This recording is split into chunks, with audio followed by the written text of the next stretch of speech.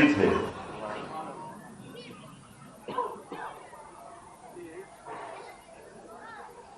اور دین اسلام علم و عمل کا نام ہے. علم ہو اور عمل نہ ہو تو اس علم کی مثال ایک کھوٹے سکے کی ہے.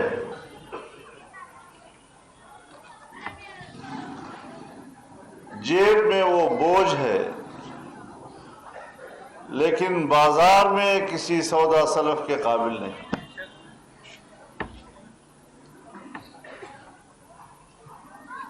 کوئی قیمت اس کی مارکیٹ میں نہیں ہوتی. تو ہمارے حضرات نے اور ہمارے اکابر نے جو مدارس قائم کیے اس میں علم دین کا انتظام بھی تھا اور وہ اس علم کے عملی نمونہ بھی تھے.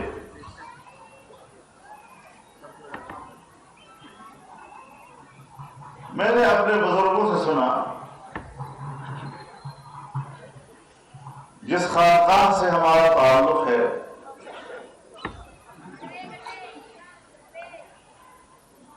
جب دارالعلوم دیوبند کا نام آیا تو ہماری خانقاہ اس سے ناواقف تھی.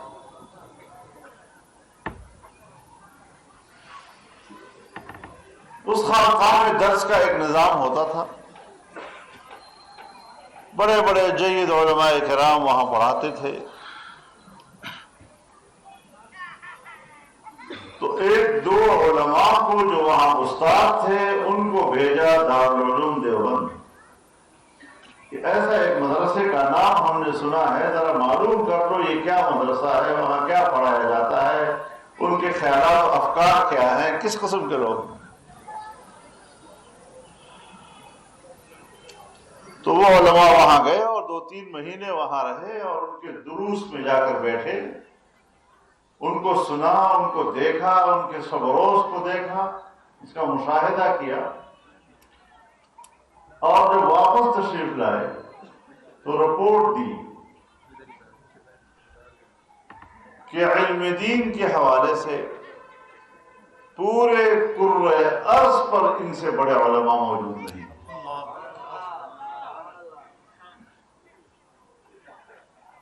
یہ ایک بات. اور دوسری بات یہ کی کہ پورے کرۂ ارض پر ان سے زیادہ متبع سنت کسی کو نہیں دیکھا.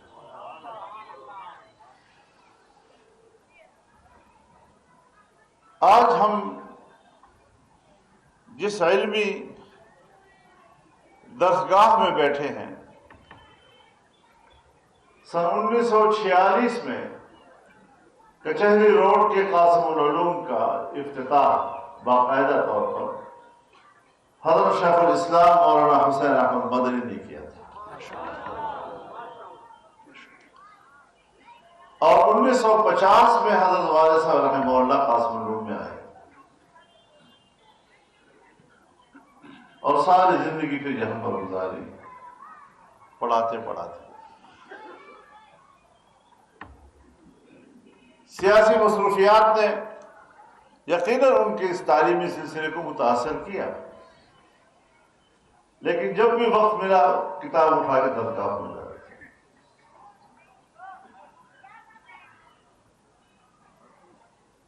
تو بنیادی چیز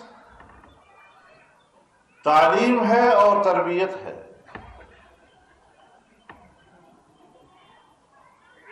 ہمارے مدارس نے جس طرح کی تعلیم دی اس طرح کا لباس بھی دیا, سنت کے مطابق لباس, سنت کے مطابق زندگی, تاکہ جو علم اس کے سینے میں ہے ظاہر میں بھی وہی نظر آئے.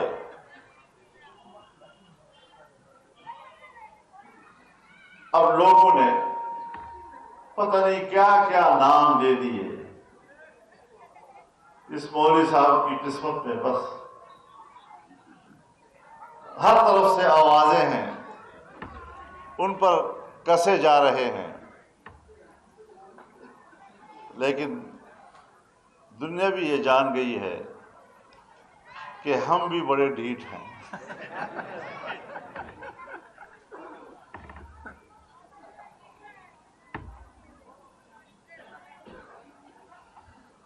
میرے محترم دوستو،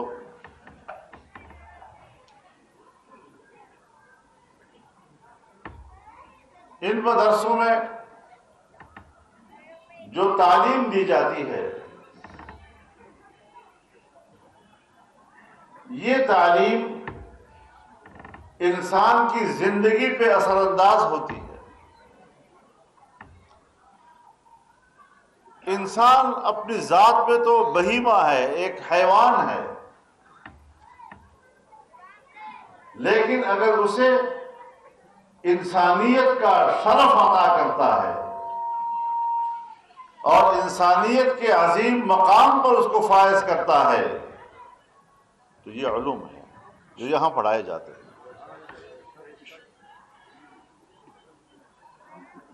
اور کامل اور مکمل زندگی وہ ہے جو اعتدال کی زندگی۔ اگر اعتدال نہیں ہے تو کمال نہیں ہے، اگر اعتدال نہیں ہے تو یا افراط ہے اور یا تفریط ہے، اور افراط اور تفریط دونوں نقص ہیں۔ وَكَذَلِكَ جَعَلْنَاكُمْ أُمَّةً وَسَطًا، ہم نے تمہیں ایک میاں نارو امت بنایا۔ یہ میاں ناروی کہاں سے آئی؟ اس قرآن میں آتا ہے۔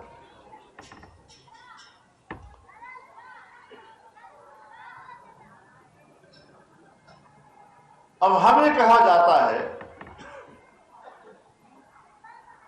کہ تم انتہا پسند ہو، تمہارے اندر شدت ہے، تم معاشرے سے کٹے ہوئے لوگ ہو، مدرسوں سے شدت پسندی اٹھتی ہے۔ میرے محترم دوستو، ہمارے نزدیک اس اعتدال پسندی کا ایک معیار ہے، ایک کسوٹی ہے کہ جس پہ ہم اپنے طرز زندگی کو پرکھتے ہیں، اور وہ ہے صحابہ کرام رضوان اللہ تعالی علیہم اجمعین کی زندگی۔ اب جو انسان جتنا صحابہ کرام کی زندگی کے قریب ہوگا، اتنا وہ وَكَذَلِكَ جَعَلْنَاكُمْ أُمَّةً وَسَطًا کی تعبیر بنے گا۔ اور جتنا صحابہ کرام کی زندگی سے وہ دور ہوگا، اتنا وہ اعتدال سے دور اور افراط و تفریط کا شکار ہوگا۔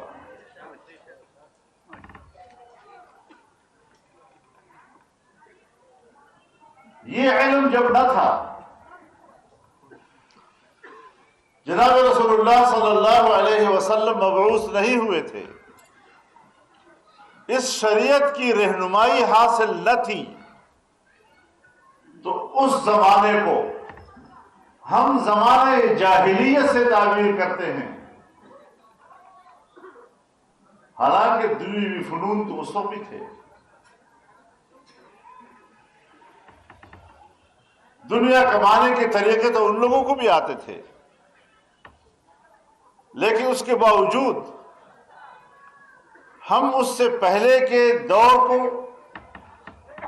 دور جاہلیت کہتے ہیں۔ سو پھر آج بھی جن لوگوں نے قرآن و حدیث پڑھا، فقہ کے علوم حاصل کیے، اس کے مطابق اپنی زندگی بنائی، تو آج بھی اگر معاشرے کا معتدل طبقہ ہے تو انہی کو کہا جائے گا لیکن یہ ضروری ہے کہ تربیت ہونی چاہیے. علم تو حاصل ہو گیا لیکن تربیت نہیں ہے. اور پھر ہم نے اپنے اعمال کو بھی دیکھنا ہے. ہمارا عمل اس علم کے مطابق ہے یا نہیں.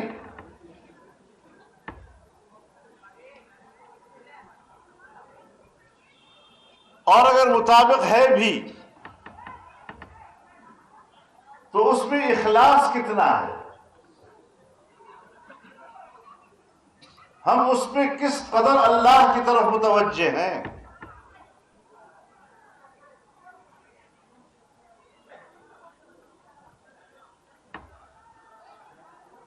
میرے محترم دوستو، اللہ رب العزت فرماتے ہیں فَمَنْ كَانَ يَرْجُو لِقَاءَ رَبِّهِ فَلْيَعْمَلْ عَمَلًا صَالِحًا.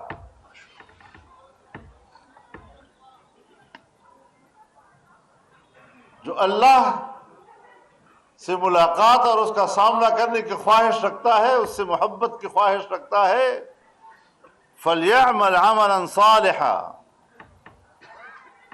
عام طور پر تو اللہ رب العزت کی عادت یہ ہے کہ پہلے توحید کی بات کرتا ہے، شرک سے روکتا ہے، ایک اللہ کی اطاعت کی بات کرتا ہے، پھر اس کے بعد عمل صالح کی بات کرتا ہے. لیکن یہاں پر تو اللہ تعالی نے عمل صالح کا ذکر پہلے کیا اور شرک کی نفی بعد میں کی. اس شرک سے کیا مراد ہے؟ یعنی جو عمل آپ دنیا میں کر رہے ہیں، اگر اس میں نمائش آ گئی، دکھلاوا آ گیا، دوسروں کو دکھانا اور سنانا یہ داخل ہو گیا آپ کے اعمال میں، تو یہ بھی ایک درجہ شرک ہے.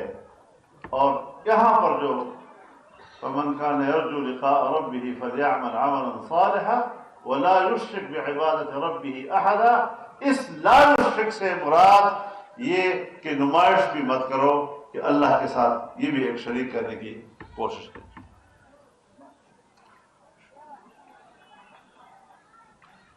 تو میرے محترم دوستو، آج ایک بار پھر ان مدارس کے بقا کا سوال پیدا ہو گیا ہے.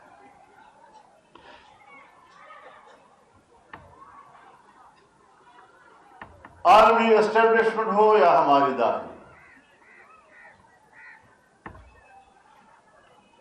مدرسے کے خلاف ان کی سوچ میں، ان کی پالیسیوں میں تسلسل ہے. حکمران گزرتے ہیں، ان کے درمیان اقتدار کی جنگ تو ہوتی ہے، لیکن پالیسیوں کا تسلسل اگر برقرار ہے تو ہمیں تمہارے اقتدار کی جنگ میں کیا دلچسپی ہے؟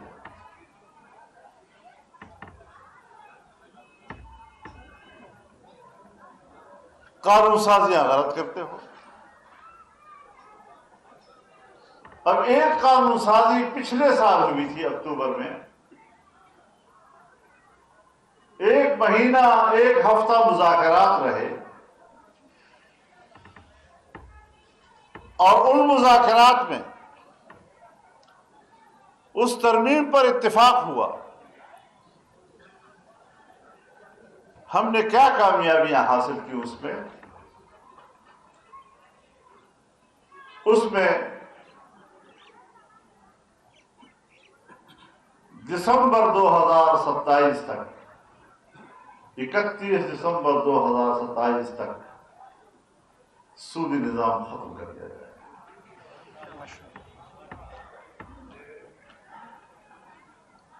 وفاقی شرعی عدالت کو طاقتور بنایا گیا. کہ کس طرح اس کا فیصلہ اب مؤثر ہوگا، اور اگر اس کے فیصلے کے خلاف اپیل ہو گئی 1 سال کے اندر اندر فیصلہ دینا ہوگا، ورنہ وہ فیصلہ خود بخود مؤثر ہو جائے گا۔ اسلامی نظریاتی کونسل کو تقویت دی گئی۔ سن 73 سے لے کر آج تک ایک سفارش بھی بحث کے لیے ایوان میں پیش نہیں ہوئی۔ سو اب لازم قرار دیا گیا کہ کونسل کی سفارشات باقاعدہ بحث کے لیے پیش کی جائیں گی۔ 1 سال ہو گیا، اب تک ایک سفارش بھی بحث کے لیے پیش نہیں کی گئی۔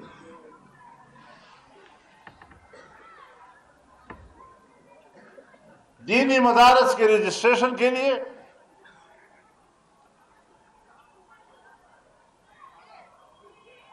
1860 کے سوسائٹی ایکٹ کے تحت اس کے رجسٹریشن کا قانون بنایا گیا۔ آج کل آپ کبھی کبھی میڈیا پہ دیکھتے ہوں گے، اتنے مدارس ہیں جو رجسٹرڈ نہیں ہیں، یعنی تاثر دیتے ہیں کہ مدرسے خلاف قانون چل رہے ہیں، رجسٹریشن نہیں کرا رہے۔ ان ایک بختو تم رجسٹریشن میں خود رکاوٹ ہو، ہمارے درخواستوں سے تمہارے دفتر بھرے ہوئے ہیں اور وہ رجسٹریشن آپ سے مانگ رہے ہیں اور آپ پھر کی رکاوٹ ڈال رہے ہیں، پھر رجسٹریشن بھی آپ نہیں کراتے، پھر پروپیگنڈا بھی آپ ہمارے خلاف کرتے ہیں کہ اتنے مدرسے رجسٹریشن ہیں، اور ہمیں بھی پتا ہے تمہاری کمزوری کیا ہے۔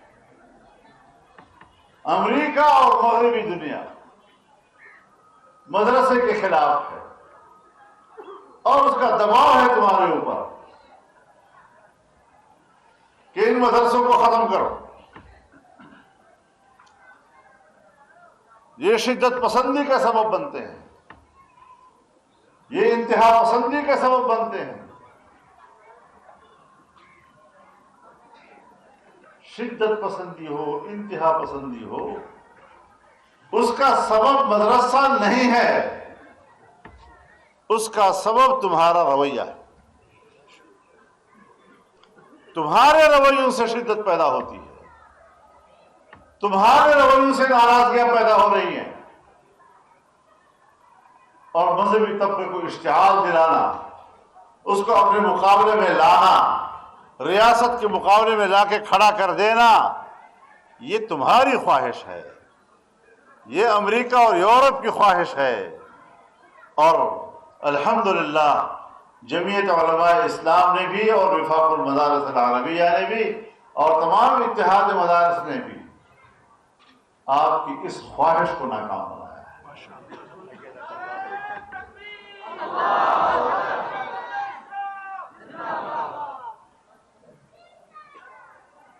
قرآن ہم پڑھاتے ہیں، ہمیں پتا ہے کہ قرآن کا تقاضا کیا ہے۔ اس کا تقاضا اعتدال کی زندگی ہے، اس کا تقاضا اشتعال نہیں ہے، اس کا تقاضا خون ریزی نہیں ہے۔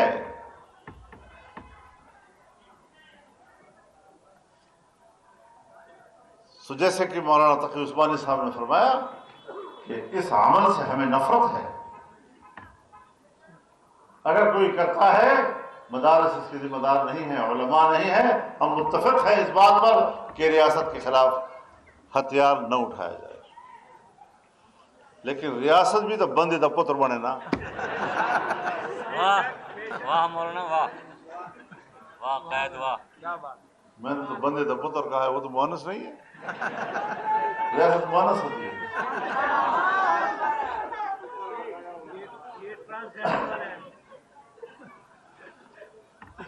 تم اپنے رویے میں تبدیلی لاؤ، خیر خیریت ہے، کوئی مسئلہ نہیں۔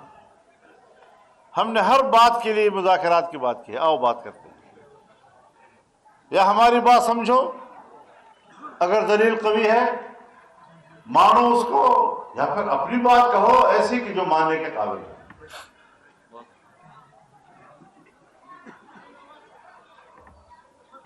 میں یوں ہی دست و گریباں نہیں زمانے سے، میں جس جگہ پہ کھڑا ہوں کسی دلیل سے ہوں۔ ہم بلا وجہ نہیں کر رہے. ریاست ہماری محافظ ہے. پھر میں اس سے خطرہ کیوں محسوس کرتا ہوں؟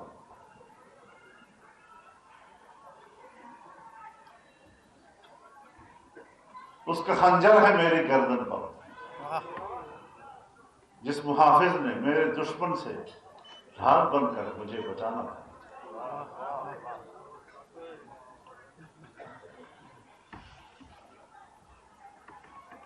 ہم ریاست سے توقع رکھتے ہیں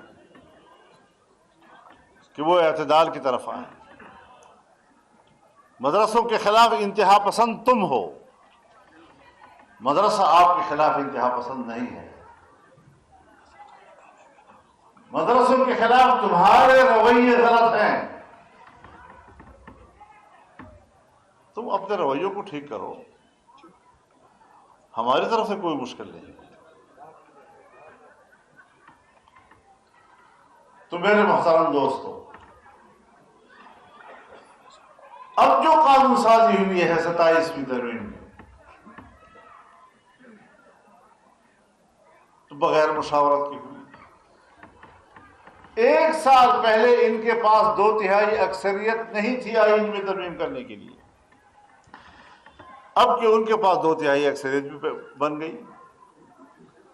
1 سال میں 2/3 اکثریت کہاں سے بنائی تم نے؟ ممبر تو تمہارے پاس نہیں تھے. تم تو جمعیت کے ووٹوں کے محتاج تھے.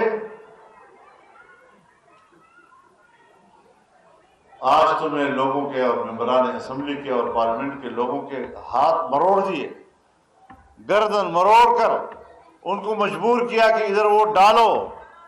یہ جبر کی اکثریت ہے، یہ جبر کی 2/3 ہے.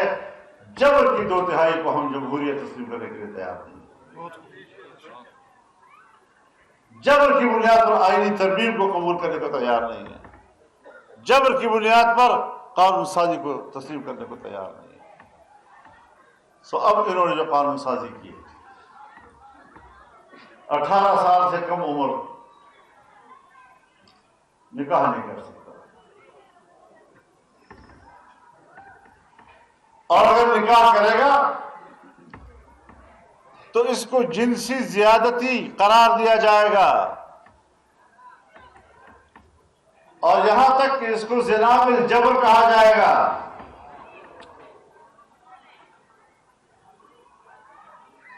اور کسی زمانے میں انہوں نے قانون پاس کیا تھا آئین میں ترمیم کر کے حقوق نسواں کے نام سے،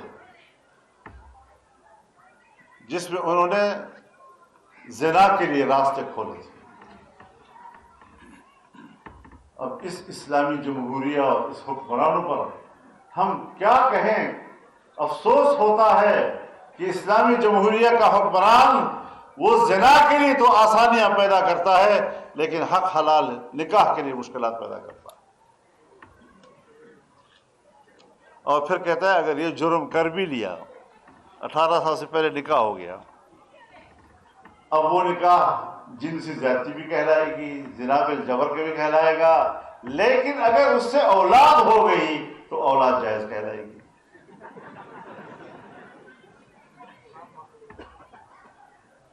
اور کفارت والد کے سر پہ ہوگی، اور وہ جیل میں بھی ہوگا، نکاح خان بھی جیل میں ہوگا. جنہوں نے یہ رشتہ بنانے میں کوئی کردار ادا کیا ہوگا وہ بھی جیل میں ہوگا. ایک اسلامی ریاست میں اس طرح کے قانون سازی، وقف املاک کے حوالے سے ایک تجویز ہے ان کی، ایک قانون لانے کی. تو جب میں نے وزیر اعظم سے کہا کہ صاحب یہ قانون بالکل خلاف شریعت ہے. اچھا یہ خلاف شریعت ہے؟ میں نے کہا کہ خلاف شریعت نہیں، یہ بین الاقوامی ایجنڈا ہے جس کے تحت آپ کر رہے ہیں. نہیں چیز بات تو نہیں ہے. اور میں نے کہا پرسوں انڈیا کے پارلیمنٹ میں یہ قانون پیش ہوا ہے، تمہارے قانون اور اس قانون میں کچھ فرق نہیں ہے سوائے اس کے کہ وہاں پر آل انڈیا لکھا ہوا ہے، یہاں پر پاکستان لکھا ہوا ہے. پوری عبارت اس قانون کی اور آپ کے قانون کی ایک جیسی. تو وہاں پر بھی جو علماء ہیں وہ تنقید کر رہے ہیں کہ وقف املاک کے بارے میں آپ یہ قانون پاس نہیں کر سکتے. وہاں کی حکومت اگر زبردستی جبر کرتی ہے وہ تو سیکولر اسٹیٹ ہے. ہم جو اسلامی قانون کے پابند ہیں وہ کیا جرم کر رہے ہیں, کیوں ایسا کر رہے ہیں؟ انہوں نے اسمبلی میں اقلیتوں کے لیے ایک کمیشن بنانے کا قانون لایا. وہ بڑا لمبا چوڑا قانون ہے اور یہ اسمبلی میں نہیں تھا, یہ پارلیمنٹ میں تھا, یعنی مشترکہ اجلاس میں تھا. اب ہمیں پتہ نہیں ایجنڈا کیا ہے, رات تک ایجنڈے کا پتہ نہیں تھا. صبح پھر میں نے پتہ کیا کہ بھائی کوئی ایجنڈا ہے اس کا. انہوں نے کہا ہے. کیا ہے اس کے اندر؟ انہوں نے کہا بڑے خطرناک قانون ہے اس کے اندر کہ اس کمیشن کے جو قوانین ہیں اس میں شق نمبر 35 ہے, اور شق نمبر 35 میں کہا گیا ہے کہ اس کو تمام قوانین پر بالادستی ہوگی. تو میں بھی بروقت پہنچ گیا, ہمارے ساتھی بھی پہنچ گئے تھے تو ہم تھوڑے سے, لیکن اسمبلی کا اجلاس شروع ہوتی ہی ہم نے سوال اٹھا لیا.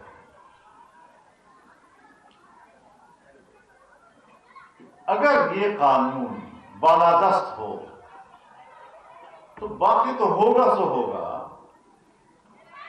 یہ جو قادیانیوں کے خلاف قانون سازی ہوئی ہے وہ تو اس کا فائدہ اٹھائیں گے اور کہیں گے کہ آپ کی اسٹیٹ ہمیں کافر کہتی ہے, اور کافروں کے لیے جو کمیشن بنایا گیا ہے اس کمیشن کے قوانین سب پر جو ہے بالادست ہیں, لہذا اس قوانین کو غیر مؤثر کر دیا جائے جو قادیانیوں کے خلاف ہے. اس کا فائدہ اٹھائیں گے. جب ہم نے یہ سوال اٹھا لیا اور وہ لاجواب تھے تو ہماری بڑی اپوزیشن تو پی ٹی آئی ہے, تو وہ سب کھڑے ہو گئے اور نعرے لگانے شروع کر دیے, حرمت رسول پر جان دی تو. میں نے کہا اب آئی اللہ کی مدد, آپ کی کرامت ہے. اور ان کو واپس لینا پڑا. حضرت یہاں تک اس کمیشن کو اختیار دیا گیا تھا کہ یہ کسی بھی مسئلے کا از خود نوٹس دے سکے گا, از خود نوٹس سو موٹو کر سکے گا. وہ اللہ کے بندو, ابھی تو آپ نے پرسوں 327ویں ترمیم پاس کی ہے اور تم نے سپریم کورٹ کے از خود نوٹس کا اختیار سلب کر دیا ہے. تو پرسوں تم نے سپریم کورٹ کے اختیار کو ختم کیا ہے اور آج ایک کمیشن کو آپ یہ اختیار دے رہے ہیں. پھر عقل بھی تمہاری اپنی جگہ پر تھی.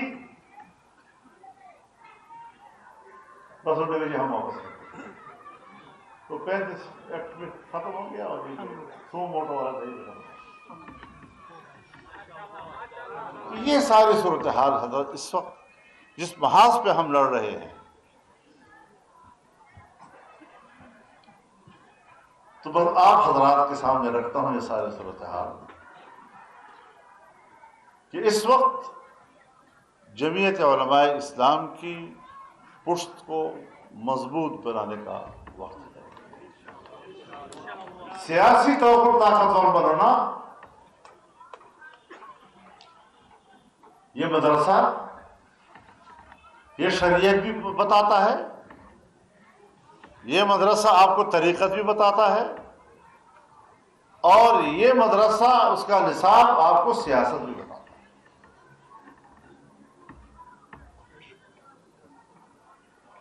یہ تینوں چیزیں بروقت نہ ہوں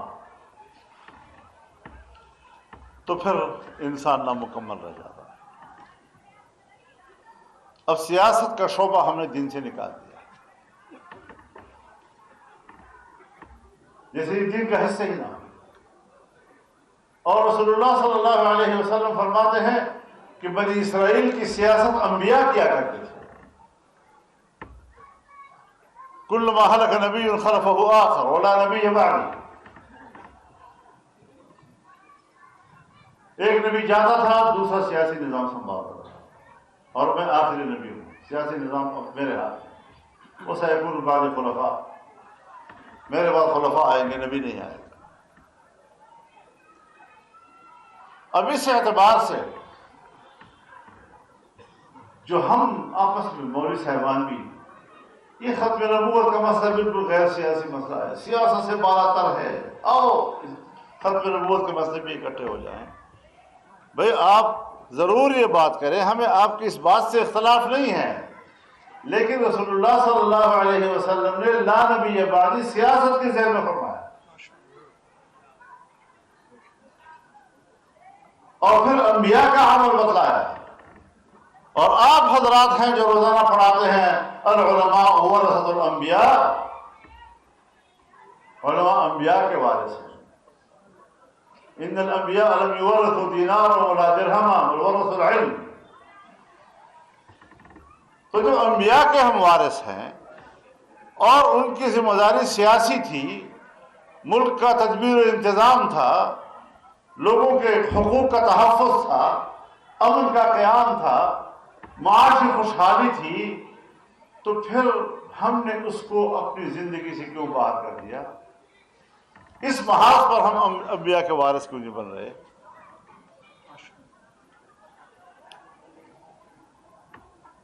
پھر ہمارے ہی اکابر ہمیں پڑھاتے ہیں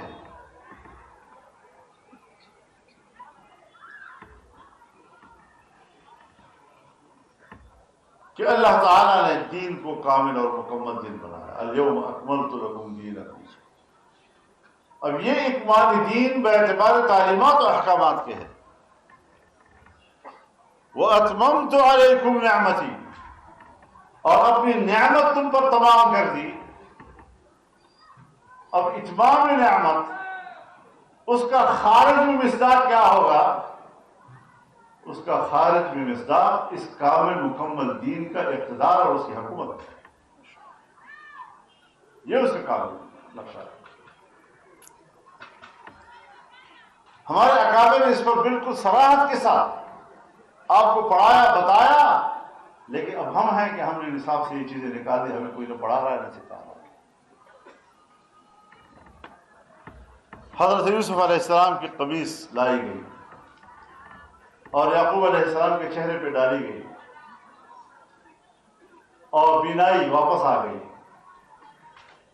تو پہلا سوال کیا کہ یوسف کو کہاں چھوڑا ہے؟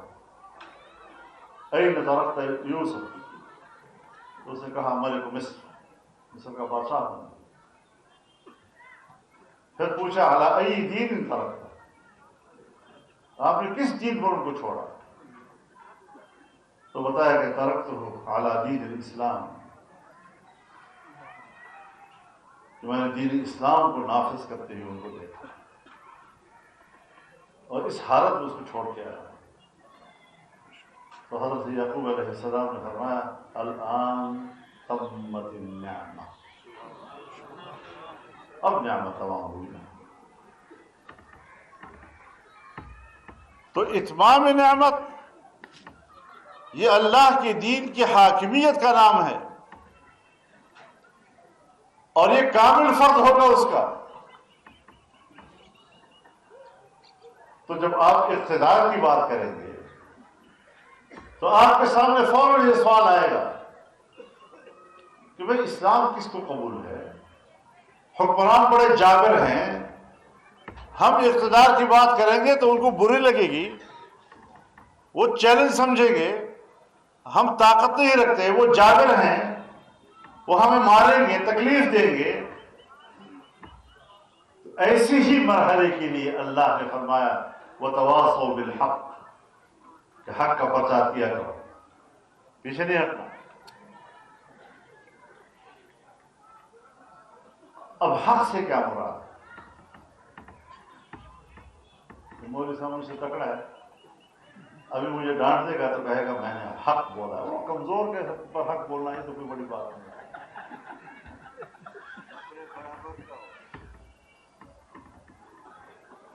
تو حق کو آپ پہچانے تو رفع الاشیاء باضدادها، اس کی ضد کو پہلے سمجھو۔ ضد ہے باطل، اب باطل کا فرد کامل کیا ہے؟ وہ ہے باطل کے اقتدار و حکومت.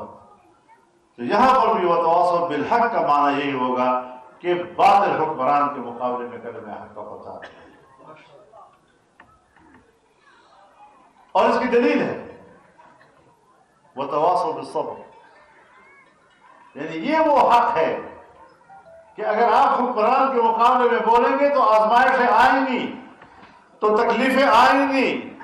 تو انبیاء کرام پر یہ تکلیفیں آئیں، اور الانبیاء اشد بلاء، سب سے زیادہ آزمائشیں انبیاء پہ آئیں. ثم الامثل فالامثل، اس کے بعد جو ان کی زندگی میں قریب رہا ہے. تو علماء کرام ہی تو کہتے ہیں کہ العلماء ورثۃ الانبیاء. تو پھر ظاہر ہے کہ حق بولو گے، حکمران کے مقابلے میں بولو گے تو آزمائشیں آئیں گی، تکلیفیں آئیں گی. اور اسی لیے اللہ نے فرما دیا وتواصوا بالصبر، کے ساتھ ساتھ صبر و استقامت بھی پرچار کرو. یہ بھی لوگوں سے کہو کہ آزمائشیں آئیں گی، ڈٹ جاؤ، کھڑے رہو. سو اللہ سے آزمائش مانگو نہیں، کیونکہ رسول اللہ صلی اللہ علیہ وسلم فرماتے ہیں صلی اللہ العافیہ، اللہ سے عافیت کا سوال کیا ہے. وَلَا تَتَمَنَّوْا لِقَاءَ الْعَدُوِّ، اور دشمن کا سامنا کرنے کی تمنا نہ کیا کرو، لیکن اذا لقیتم فاصبروا، بس اگر مقدر ہے آمنا سامنا ہو گیا اب ڈٹ جاؤ. فإن الجنة تحت ظلال السيوف. سو اس اعتبار سے آج یہ فضلاء کرام مدارس سے فارغ ہونے کے بعد ان کی کیا ذمہ داریاں ہیں. یہ رسول اللہ صلی اللہ علیہ وسلم کی امت ہے. کیا صحابہ کرام گھروں میں بیٹھے رہے؟ کنتم خیر امت اخرجت للناس تأمرون بالمعروف وتنہون عن المنکر. اس کے لیے تو میدان میں پھر نکلنا ہوگا. اور آج ہم جس کو عالم اسلام کہتے ہیں اس کے حدود وہی ہیں جہاں تک صحابہ کرام پہنچے تھے. ہم نے کمی تو کی ہوگی لیکن اضافہ نہیں کیا.